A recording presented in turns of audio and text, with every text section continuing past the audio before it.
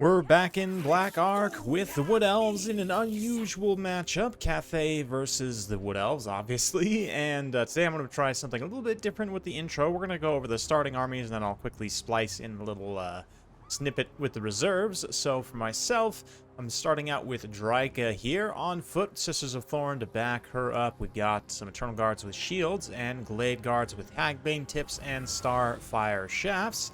Mix of both. My opponent here coming in with the dragon-blooded Shugengun Lord, Lore of Yin, looking for some sweet ancestral summons and Talons of the Night. A couple of cannons as well. Great choice here. Grand Cannons have flaming damage, of course, for Grand Cathay. Makes it a little bit of a weird matchup to try and take a lot of the tree units, but we'll see. Some Jade Warriors as well. Jade Crossbowmen with shields, Crane Gunners, Sky Lantern up in the air. And it looks like some Celestial Dragon Guard already getting in from reserves. Speaking of which, let's go take a look at those. In reserves, I've got 2 Great Stag Knights, 2 more Way Watchers, 5 Dryads, including the Wraiths of the Frozen Heart, Regiment of Renown, and a single Glade Rider with Spear. For my opponent, he's got a couple of Celestial Dragon Guard Infantry, 4 Jade Lancers, 4 Peasant Horsemen, 8 Cavalry in total. Definitely hard agree with that. A Jade Warrior and 2 more shielded Jade Warrior crossbowmen. And now we're back.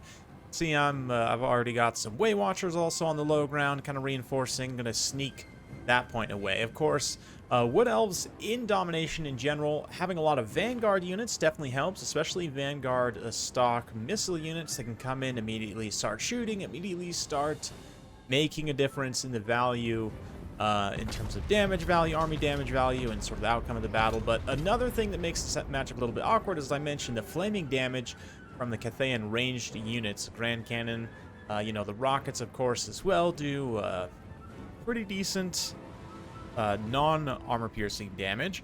Right here you can see the Shugengun Lord's going to come forward and take some damage from the Starfire shafts, and of course poison from the Hagbane tips, which will be very good against demons, but obviously the magic damage isn't going to be super applicable in this particular matchup. Nice Talons of Night placement there. My opponent is Turin on this one. You can tell he's been practicing quite a bit with Cathay in Domination. That timing of that was spot on, catching 2 of my units there and farming quite a bit of value on 1 cast.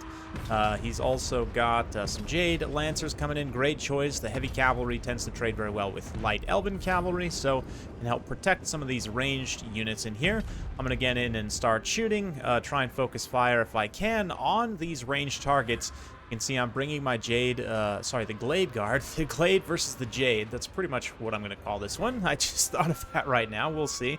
But yeah, Glade Guards making their way forward, shooting at these cannons, just trying to take out the artillery crews as much as possible.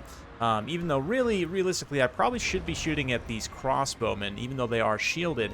They're probably the most high-value target I could go after. The crane guns, hopefully we'll be able to get at with these Glade Riders. You can see Drika also swooping up and around to try and summon some angry Dryads in the back line here. Sisters of Thorn, Way Watchers did secure that low ground objective. So far the speed of Wood Elves and sort of the flexibility has allowed me to capture some objectives, but Turin here playing very patiently, going to try and just get ahead on damage value and come back in the second half, which is definitely a smart play. We'll see, though. Jade Lancers get caught Melkost doing some bit of damage, but they definitely, no problem, handle those Glade Riders there. We do manage to get the Malevolent Dryads summoned up. Jade Lancers go after Drika, so hopefully the Dryads will be able to get into combat with the Grain Gunners, but no, here comes the Jade Lancers hammering into the Dryads here. Great on-point summons. I am fighting very close to Turin's deployment zone, which is going to end up working against me, although I can bring in troops very quickly, and you can see I've got another couple of Way Watchers coming in here. They're going to take easy counterfire at the same time, almost immediately, and it's going to stress my micro out a little bit here. Ancestor Warrior summon just carving through the back line, helping to keep some of those Glade Guards routed. You can see, though, more Glade Guards here coming back. Multiple layers of missiles, but the counterfire is definitely pretty brutal, even just from the limited crossbowmen that there are here. Did manage to knock off 1 artillery crew, it looks like, though, and now it's just kind of standing over by that other cannon. Also got some cavalry, peasant horsemen, lots of peasant horsemen on the low ground. I was wishing I had some more Glade Riders here available to try and bring in. You can see supply-wise, I've got a little bit, but mostly just focusing to try to deal damage to the main body of the army of Cathay up here on the high ground. Bit of shades there. from Dryka. Does some pretty good damage. I think I might have sacrificed some Eternal Guards there, which is also kind of thematic and appropriate, but we are losing that low ground objective, which, to be honest, if I'm sort of thinking about Wood Elves in Domination from a meta sense, I'm definitely not a Wood Elves expert, and this is kind of where it comes back to haunt me, as I think a better player with Wood Elves would know sort of when to tactically switch value between these 2 points and be able to bring in those flexible Vanguard units. It's something I'm learning a little bit with the Empire, but it's a bit different with the Wood Elves, considering you sort of lack the heavy armor units, but you do have some high punch off of Vanguard. So we bring in some great Stag Knights here. It's definitely overkill versus the Peasant Horsemen. Wild Riders would have been a lot more of a cost-efficient choice, or again, just mass of Glade Riders, which I think in Domination, it is nice to have a lot of, with the way the current capture weight works, especially against Cathay, I do think they're going to be taking a lot of the Peasant Horsemen. So taking a lot of your own light cavalry in order to contest. I don't know if it's a very efficient trade. I would need to do some hard testing to see. It feels, just, you know, if I had to go on instinct, it feels like Peasant Horsemen probably trade pretty efficiently into Glade Riders with spears, but we'll see. Right now, the Stag Knights are obviously going to hardcore outvalue them, but even still, it's not the most cost-efficient trade in the world. Those Peasant Horsemen doing a surprising amount of damage, even with the support of the Sisters of Thorn. On the high ground, we're also slowly getting pushed back and ground down, despite the fact that Dryka is doing her best to try and continue to tie up units right as they come out of summons. And I'm also bringing in my own Dryads off of summon here to try and work up and around, get at some of these troops, continuing to also just kind of fall back, fight and shoot and retreat with the Glade Guards and with the Way Watchers and whatnot, but it's a little bit of a losing battle at this point up on the high ground. And in terms of objective play, my opponent's just, Turin here has just been on point. Another great summon here, switching objectives with the Shogun Lord. Try and just continue to hold this objective. And even though the summons, I don't think have any capture weight, but just in general, utilizing his magic to annoy and harass and disrupt my Stag Knights so they can't get a solid engagement and push away even Peasant Horsemen here. Although, Way Watcher's now in a position, if I had taken, you know, GLADE or some other kind of hard snare here, I guess Craven of Three is really the only one that the Wood Elves have, right? Could have perhaps hard snared and just Lord sniped, and maybe that's the way to go. Even though the Shogun Lords aren't that expensive, magic of Cathay is powerful enough that just going for a quick Lord snipe might be worth it. Of course, in Domination, with the current resummons, they can bring him back in, especially for relatively cheap, but still, it's enough of a battlefield, you know, kind of, I don't know, change that it could lead to a very different outcome. But right now, things are looking pretty grim. Looking at a possible triple cap here. I'm still barely hanging on to this objective, but just struggling to get any of my units into a meaningful position here. I haven't been able to finish off, and it's been very close. You can see there's a lot of very, very tattered Cathayan units, low on HP. Haven't been able to focus down any targets and actually drive them off. They have all been able to come back from route, and a lot of that is due to the mobility disadvantage I've been at just from a numbers perspective for a lot of the game here. So it's a little bit rough, but definitely learning experience for me. Again, I'm absolutely not a Wood Elf player by any means. I've never considered them even close to a main, so in the hands of a more skilled, more experienced Wood Elf player, there are going to be nasty in Domination, and I think this matchup will be pretty even. Like, I definitely see that both factions have some tools in this particular matchup, so should be interesting. It's definitely one I'm looking forward to casting in tournaments. I don't know if it's one I'll be playing a ton myself from either direction. Maybe a little bit from the Cathay side. I'm going to try and keep up my Cathay skills to a degree. But right now we're looking at a pretty brutal triple cap. I think I might actually throw in the towel here soon. But for the time being, we're going to continue to pressure with Dryads. I might be able to actually counterattack here with the Race of the Frozen Heart and more Dryads. Drive them off this particular objective.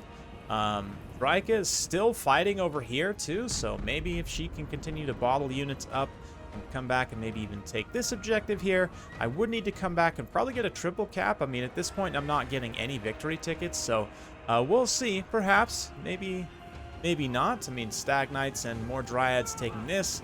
This is bad, though. Just eating a charge from those Peasant Horsemen, that's going to be super cost inefficient. Low armor, low-ish armor. I mean, 60 armor is still pretty good for, what else? I apologize. My new cat is bumping my mic stand right now. Hello, sir. Apologize if that sound is coming through on you guys. I'll have to check the recording, but I'm sure it's fine. Anyway, taking this objective number 3 here. Is it going to be too late, though, is the question. I mean, I think I was triple capped for too long, even though I eventually did come back and re-get these objectives. So, again, maybe some macro mistakes for me. Definitely in terms of composition, I would maybe still keep...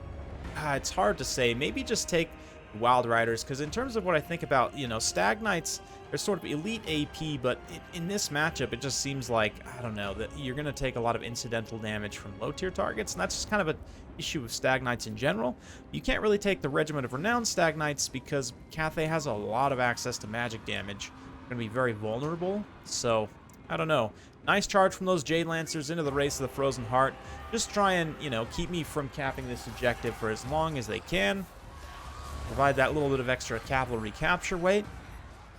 And it is going to hold for long enough. I mean, I did manage to get this objective number 3 here, but even, again, Dryads being a relatively light unit, all things considered, just this mass of cavalry is able to come in and drive them back and, you know, start to drive off the Way Watchers. Used up all their ammunition, probably paid for themselves, but still, brutal stuff.